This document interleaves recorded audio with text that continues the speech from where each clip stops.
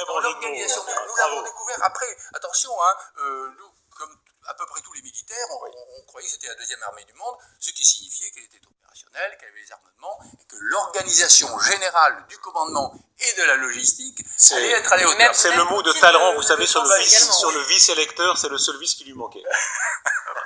Écoutez, voilà, ça ne changera pas grand-chose. On change d'homme.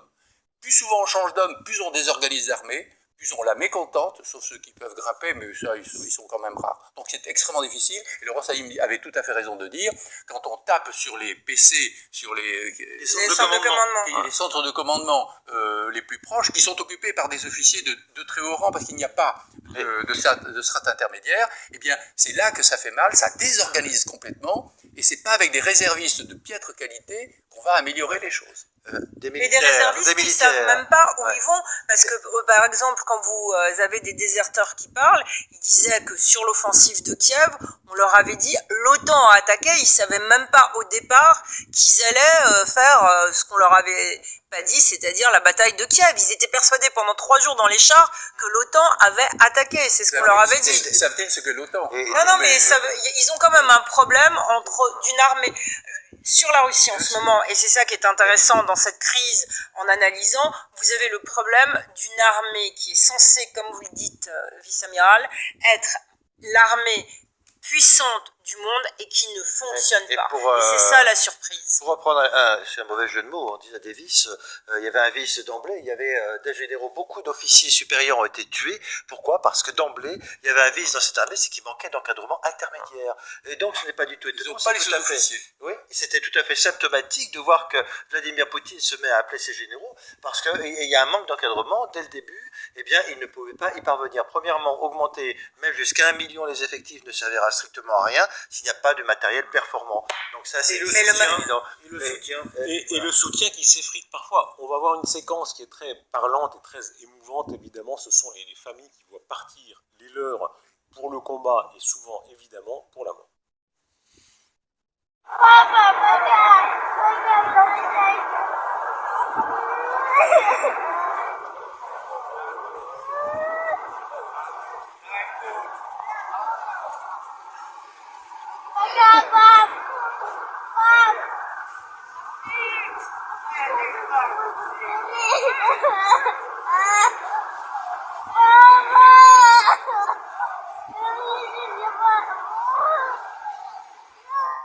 Le drame de ces gosses, de ces familles, l'irruption de la mort dans la société russe, là, il peut se passer quelque chose. Oui, enfin, moi je vois ces images, évidemment, je trouve que c'est assez dur à voir. Évidemment, ça fait du mal à voir les mères, les enfants qui pleurent. Mais voilà, enfin, ma priorité, une fois de plus, bien que je sois russe, c'est la victoire de l'Ukraine.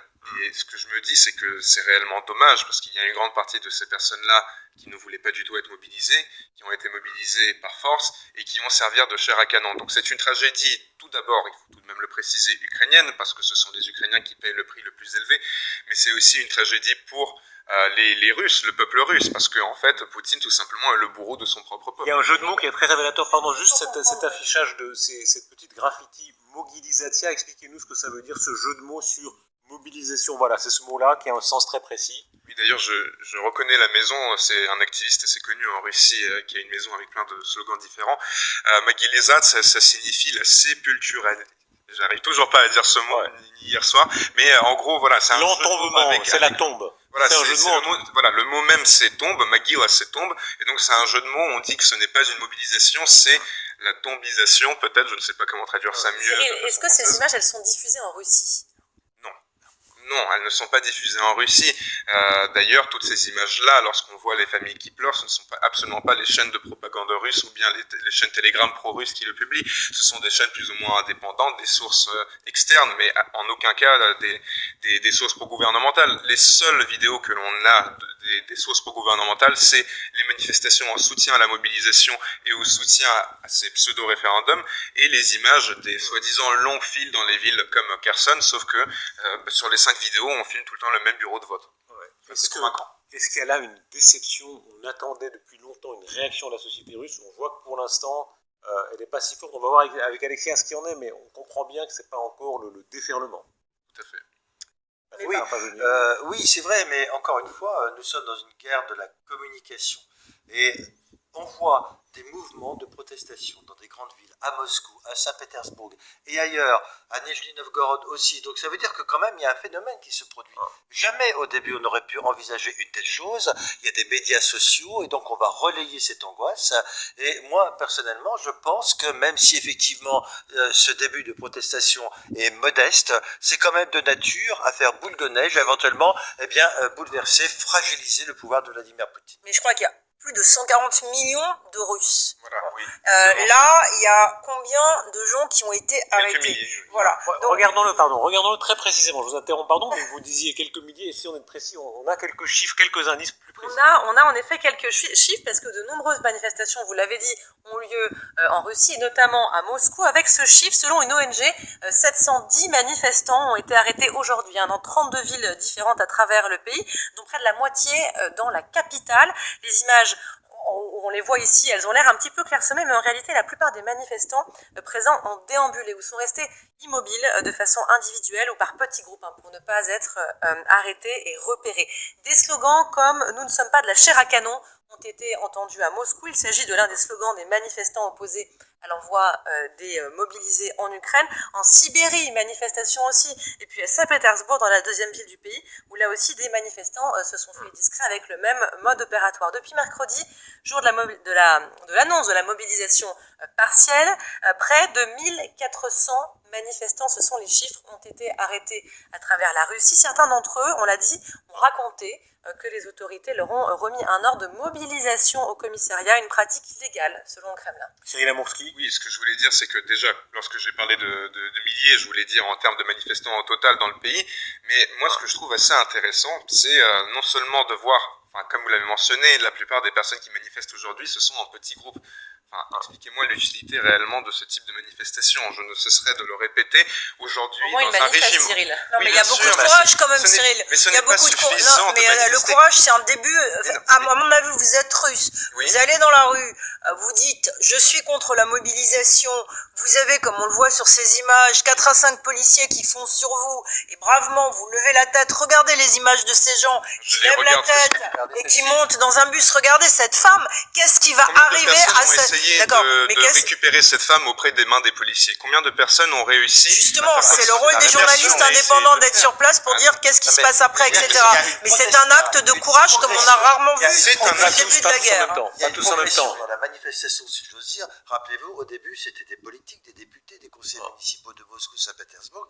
Maintenant, c'est une progression supplémentaire. C'est la société civile qui manifeste, aussi modeste soit-elle. Pour moi, très modeste. Mais que l'on comprenne bien votre point de vue, Cyril Amourski, vous dites qu'il y a une forme de passivité sociale. C'est une question de soumission. Bien sûr, je n'ignore pas le courage des personnes qui sont sorties, mais ce que j'explique, c'est que ces personnes-là manquent tout de même. Elles ont un certain courage, mais elles n'ont pas atteint le pic, le summum du courage, parce que le réel courage, c'est pouvoir résister à ce régime. Lorsque le régime utilise la force, emploie la force contre vous, et vous dit, soit tu vas mourir en Ukraine, soit tu vas en prison, à un moment, il va falloir résister. Mais attendez, on est peut-être, et c'est ça qui va être intéressant, dans les semaines à venir, on va voir très vite si la répression marche ou pas en Russie, s'il y a des milliers de gens qui descendent dans la rue ou pas, et on va voir très vite, d'une certaine manière aussi, et ça va être terrible, mais c'est une constatation, si le peuple russe, il est pour ou contre ce que fait Poutine. Parce que si c'est un début de répression, il n'y aura personne dans les rues.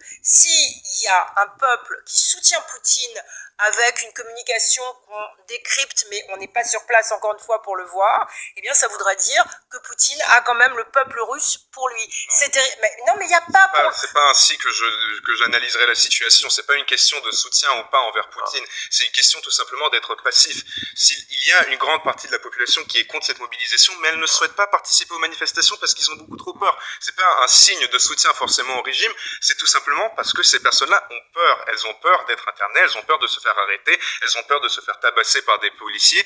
C'est surtout ça le souci. Mais moi, ce que j'explique, c'est qu'il faut arrêter d'avoir peur à un moment, parce que là, on parle tout de même de mourir sur le territoire ukrainien, ou bien de continuer de toute façon à vivre dans un régime dictatorial. Cyril Amourski, il y a quand même des signaux dans d'autres générations. Bon, ceux qui manifestent là, ce sont beaucoup de jeunes, visiblement, déjà assez politisés, j'imagine, pas mal d'étudiants. Il y a aussi quelques maires de soldats qui commencent à se manifester. Et puis dans les générations un peu plus élevées, quelques signaux. Quelques signaux avec une voix anti-guerre assez connue, Cyril, vous la connaissez forcément, c'est Alla Pugacheva, 73 ans, reine de la musique pop soviétique et probablement la femme la plus connue en Russie. On écoute une de ses chansons pour comprendre un petit peu son art. Darius, je crois que vous aimez bien ses talents de chanteuse. Est-ce qu'on peut écouter un petit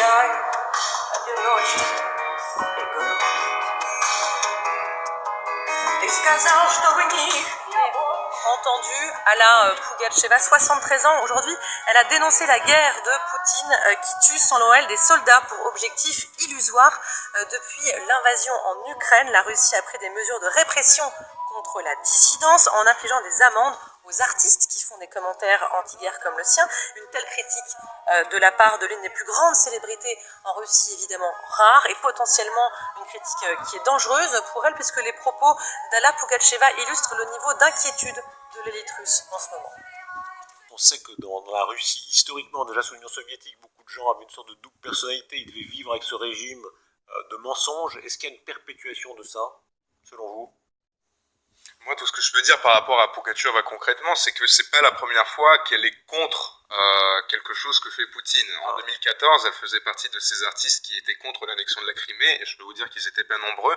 Après, je ne sacraliserai pas non plus son personnage, parce que l'année dernière, avec son mari, elle publiait des images de leurs enfants célébrés le 9 mai, qui est la grande fête patriotique russe. Vous avez d'ailleurs juste derrière moi le signe que toutes les personnes portent le 9 mai. Ouais, le ruban c'était un peu normal, c'est la victoire contre l'Allemagne nazie. Donc oui, c'est la fête oui, mais sauf que quand le 14 juillet, si vous non mais ça c'est une chose, sauf que le souci c'est le symbole même du ruban, qui est un ruban qui a une connotation historique un peu différente que seulement la victoire de la Seconde Guerre mondiale, et surtout les enfants dans sa vidéo par exemple, ils portaient l'uniforme militaire, donc ce qui montre une fois de plus la militarisation de la société. Cyril Amourski, ce qui se passe ce soir est passionnant parce qu'il faut revenir à la déclaration de Sergueï Lavrov, le ministre russe des Affaires étrangères, à l'ONU, à New York, d'une très grande brutalité, où il estime que ce n'est pas seulement dans la société russe que se jouent les choses ou à l'échelle de l'Ukraine, mais à l'échelon mondial.